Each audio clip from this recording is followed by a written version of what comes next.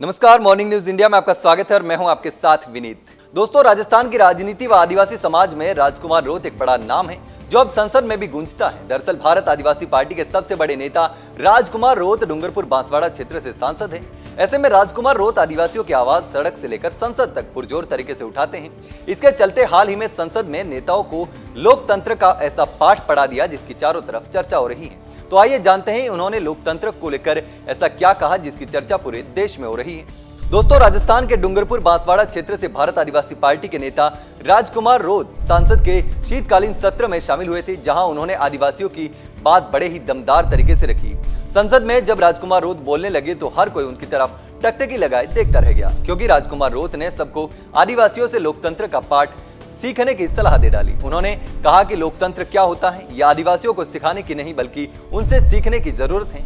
राजकुमार रोत द्वारा ये बात कहते ही हर कोई उनकी ओर टकटकी लगाए देखता रह गया। दोस्तों, संसद में राजकुमार रोत ने कहा कि जयपाल सिंह मुंडा ने कहा था कि आदिवासियों को लोकतंत्र सिखाने की जरूरत नहीं है बल्कि उनसे लोकतंत्र सीखने की जरूरत है। उन्होंने ये भी कहा कि जब हम 5वीं और 6ठी अनुसूची की बात करते हैं तो कई बड़ी पार्टियों के नेता 5वीं पास के नाम से गुमराह करते हैं। उन्होंने ये भी कहा कि गरीब आदिवासियों की जमीन उजाड़ कर बड़े उद्योगपतियों को देना कौन सा राष्ट्रहित है। दोस्तों, भारत आदिवासी पार्टी से सांसद राजकुमार रोत ने यह भी कहा कि 75 वर्ष हो गए हैं, लेकिन संविधान के अंदर आदिवासियों के हितों में जो प्रावधान बने हुए हैं, अनुच्छेद 244(1) के अंतर्गत 5वीं अनुसूची, अनुच्छेद 244(2) के अंतर्गत 6ठी अनुसूची और इसके तहत अनुसूचित क्षेत्र व जनजातीय क्षेत्र के प्रावधानों को आज तक धरातल पर लागू नहीं किया गया है।